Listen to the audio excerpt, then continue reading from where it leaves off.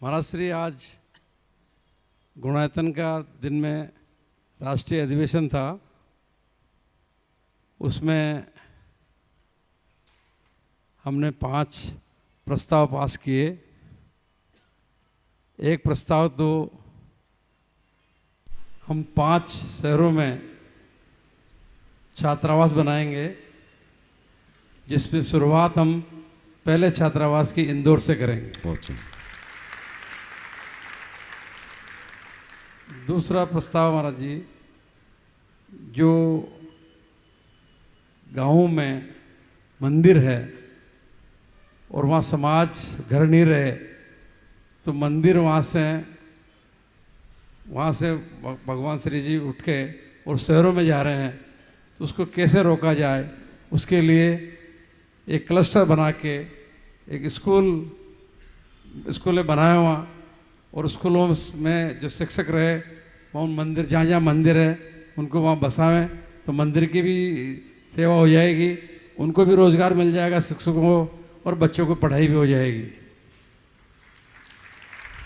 तीसरा महाराज जी, जो ज़रूरतमंद हैं लोग हैं उनको छात्रवृत्ति, कोई विधवाएं हैं तो उनको पेंशन, या कोई बीमार है तो उसको इलाज के लिए जो भी आवश्यकता है उसको अपने साधर्मी बंधुओं को, भाइयों को जो आवश्यकता है उसकी पूर्ति करने की भी योजना बनाएं। चौथा, एक युवा प्रकोष्ठ और महिला प्रकोष्ठ भी बनाएं। स्वास्थ्य समेत शेखर जी में सेवायतन की स्वास्थ्य के सेवाओं का विस्तार करें।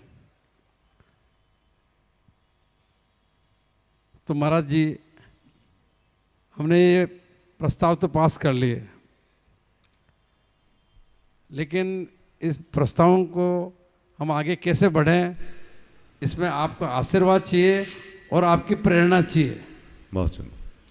देखिए, आज बहुत ही प्रसन्नता का अनुभव हो रहा है कि गुणायतन के इस राष्ट्रीय अधिवेशन में समाज कल्याणोन्मुखी बड़े ठोस प्रस्ताव पारित हुए।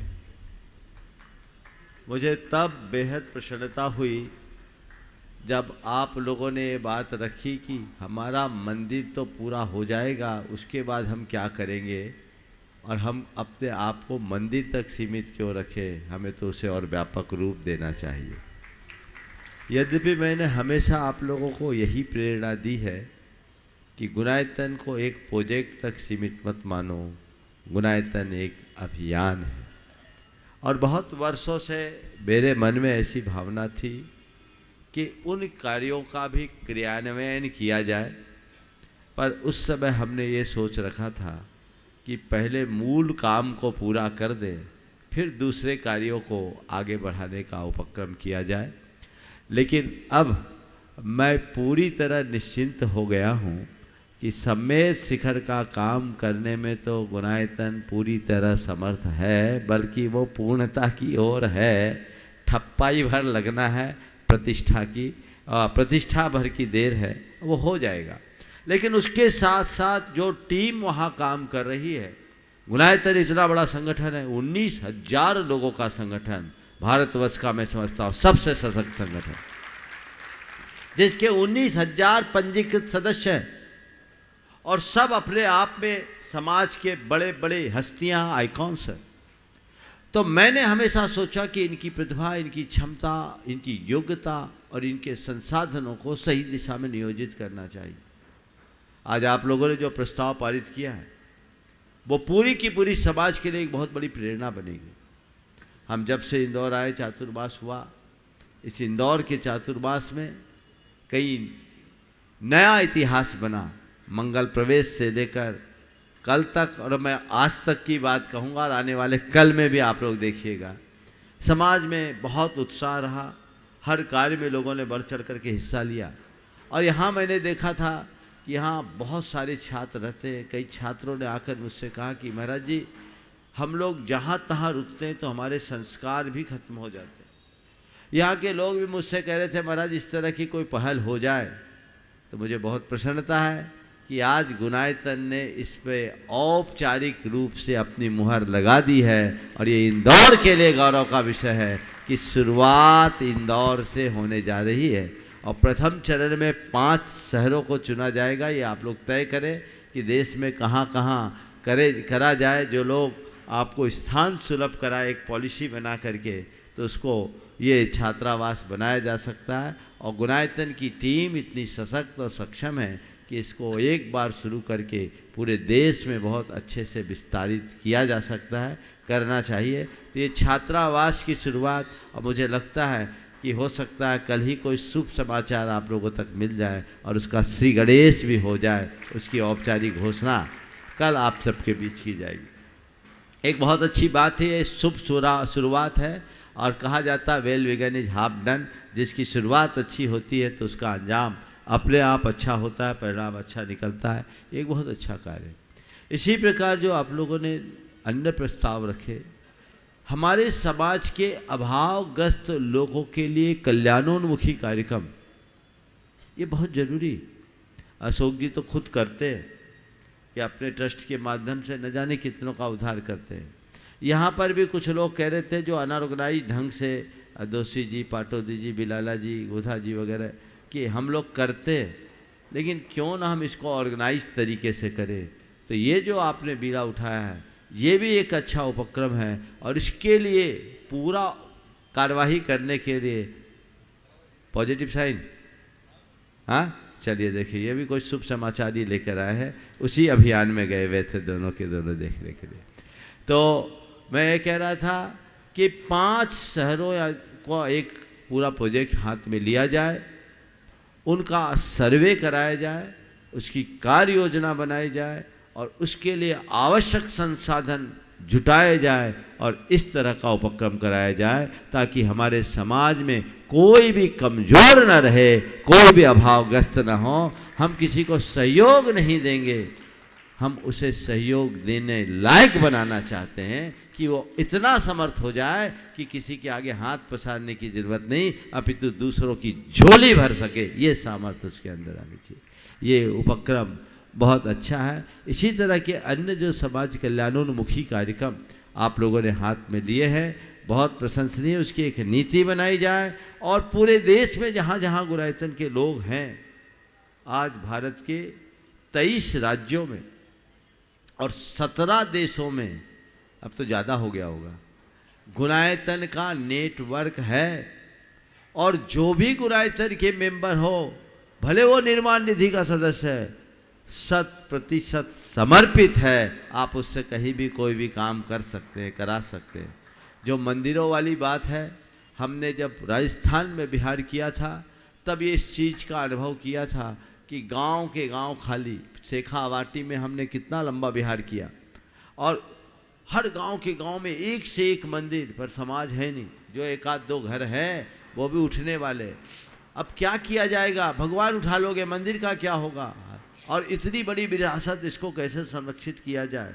तभी मेरे मन में चिंतन आया था और उस चिंतन को साकार करने का समय आया है। आज आप लोगों ने अपने जो प्रस्ताव और संकल्प लिए हैं, बहुत अच्छी बात है और इसकी शुरुआत करने का भी आज गुनायतन ने जो संकल्प लिया है, इसमें 2 स्थान डिक्लेयर कर दूं। 2 स्थान को आज चिन्हित कर लिया गया। एक NC जैन का गांव चापानेरी, वहाँ एक स्कूल गुनायतन खोलेगा, और दूसरा मध्य प्रदेश में, एक राजस्थान और एक मध्य प्रदेश, पहले प्रोजेक्ट में इन 2 को लिया है। मध्य प्रदेश में अपने IRS अधिकारी अनूप जैन हैं, उनका गांव लोहारी जो सागर जिले में है, सागर के पास है, यहाँ से इसकी शुरुआत होगी। ये शुरुआत है। हम तो इसकी पूरी एक टीम बनाकर योजनाबद्ध तरीके से पहल करें और देश भर के लोग जो चाहते हैं, गुनायतन उसके लिए संसाधन जुटाएगा और आपको भूमि उपलब्ध करानी पड़ेगी और जो आवश्यक अपेक्षा होगी वो आपस में बैठ के बातचीत होगी। और वहाँ हम एक ऐसा ग्रुप बनाना चाहते हैं कि हम क्लस्टर बना करके मंदिरों के आसपास स्कूल्स बनाएं, वहाँ अन्य संसाधन जुटाएं और वहाँ रहने वाले शिक्षक और अन्य एम्प्लॉइज में 75% हम ऐसे लोगों को रखें जो भगवान की सेवा पूजा करने वाले हों, उनका भी निर्वाह होगा, हमारे मंदिरों की भी रक्षा होगी, हमारी संस्कृति की भी सुरक्षा होगी, हर जगह ये काम होगा। बहुत सारे लोग कहते हैं कि हम लोग केवल मंदिर के कार्य में लगे हैं। बंधुओं, मैं मंदिर की प्रेरणा देता हूँ, पर हमसे जुड़े हुए लोग कि वो केवल मंदिर के काम नहीं करते, बहुत काम करते हैं। अभी तक अनऑर्गेनाइज तरीके से हर कोई अपने अपने स्तर पर करता है। विनोद जी भी बहुत बड़ा फंड चैरिटी में करते हैं, इनके अपना पर्सनल ट्रस्ट है। अशोक जी का तो उदाहरण दिया, अशोक जी पांडा भी करते हैं, सब लोग, आर के जैन साहब करते हैं। कई लोग हैं जो इंडिविजुअल कैपेसिटी में करते हैं, जो अनऑर्गेनाइज्ड है। गुणायतन की इस पहल से ये सारा काम जब ऑर्गेनाइज्ड वे में होगा तो और अच्छा होगा और समर्थ होगा। तो इस अभियान को गति देना और ये संदेश आप लोगों को फैलाना है। बहुत जल्दी 2 महीने में सारी कार्य योजना को सुव्यवस्थित बनाए। शिक्षा के क्षेत्र में आज सबने भोपाल को चुना है और भोपाल में शिक्षा का एक बड़ा केंद्र खोलने का संकल्प गुणायतन के द्वारा लिया है। ये युगांतकारी कार्य होगा, ये बहुत बड़ा काम होने वाला है। मैंने इन सब बातों के लिए गुरुदेव के पास जब नेमावर में हमें सानिध्य मिला था तो आशीर्वाद भी लिया था, और हमने ये कहा था कि गुणायतन के पंचकल्याणक के बाद इनको हाथ डालेंगे।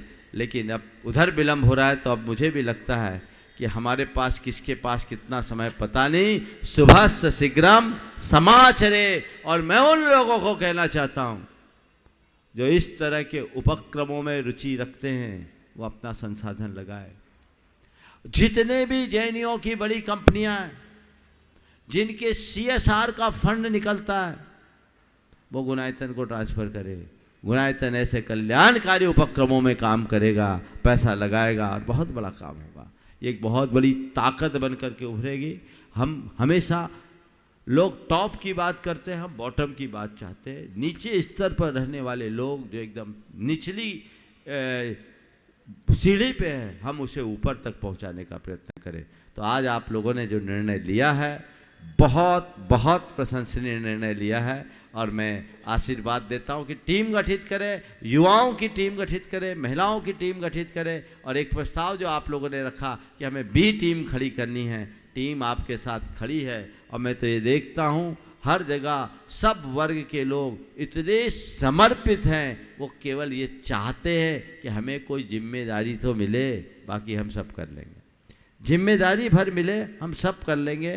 तो देश विदेश के सब लोग इस तरह के उपक्रम में लगे हुए हैं, और हमें अब इसे योजनाबद्ध तरीके से सर्वत्र फैलाना है और एक नए समाज का निर्माण करना है। सशक्त समाज का, समर्थ समाज का, श्रद्धावान समाज का, जागरूक समाज का निर्माण हम सबको करना है। यही गुणायतन का लक्ष्य है। मैं हमेशा कहता हूँ कि हमारा उद्देश्य केवल एक मंदिर बनाने तक नहीं है। मैं चाहता हूँ हर व्यक्ति के अंतरंग में गुणायतन बने, व्यक्ति व्यक्ति के भीतर गुणायतन बने, जो अपने जीवन का गुणात्मक परिवर्तन करते हुए अपने जीवन का उत्कर्ष कर सके। तो ये जो आज प्रस्ताव आप लोगों ने पारित किया, बहुत सराहनीय, और देश में बहुत अच्छा संदेश इससे जाएगा। लोगों को भी इस दिशा में सोचना चाहिए, और इनको न केवल प्रस्ताव, गुणायतन ने आज तक जितने भी प्रस्ताव रखे हैं उनका पूरी तरह पालन हुआ है।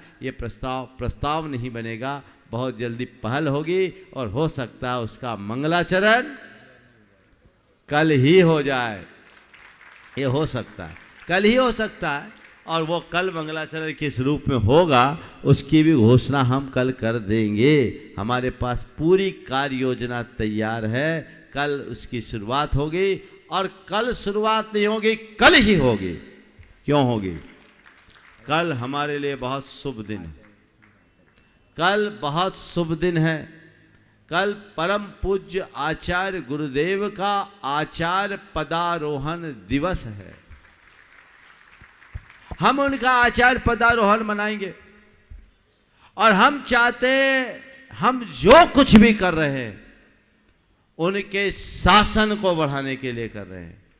भगवान महावीर के निर्वाण के बाद 2650 वर्ष 2550 वर्ष व्यतीत हो जाने के बाद भी आज भी उनका शासन है ना? हम लोग किनके शासन में जी रहे हैं? भगवान महावीर के।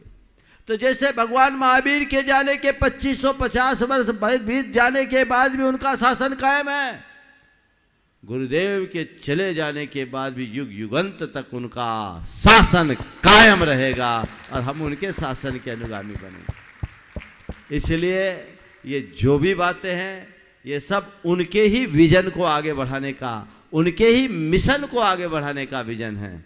हम उसे आगे बढ़ाएंगे और कल चूंकि अपने पास एक व्यवस्था है, उस व्यवस्था की घोषणा अभी मैं नहीं करूँगा, कल ही करूँगा और कल उसकी एक प्रकार से इस मंच से औपचारिक घोषणा होगी कि वो काम जो इंदौर में सोचा था वो शुरू हो गया, फिर विस्तारित जो कार्य होगा वो बाद में होता रहेगा। ये शुरुआत कल से कर देना चाहिए। ये बहुत सार्थक पहल है, इसको करना, हाँ वो है अपने पास तैयार है और हो सकता है ए प्लान भी कल ही हो जाए तो अच्छी उत्तम है। तो मैं पूरी की पूरी कमेटी को आशीर्वाद देता हूँ। अब आप लोग जिम्मेदारी बढ़ गई, लेकिन चिंता करने की बात नहीं, आपकी टीम इतनी बड़ी है। जैसे पहले क्या होता था, एक माता पिता की 10-10 संतान होती थी और उनके बच्चे कैसे पल जाते थे उनको पता ही नहीं चलता था, क्योंकि बच्चे ही बच्चों को पाल लेते थे। अब पति पत्नी अकेले है तो एक ही में हैरान हो जाते हैं। तो जिसका परिवार छोटा होता है वो उसके लिए छोटी जिम्मेदारी भी बड़ी दिखती है, लेकिन जिसका परिवार बड़ा होता है उसके लिए बड़ी बड़ी जिम्मेदारी भी सुगम बन जाती है। इसलिए आप लोगों को चिंता करने की जरूरत नहीं है, भरा पूरा परिवार है। आप जो चाहोगे, जैसा चाहोगे उसे करने में पूरी तरह समर्थ हो जाओगे।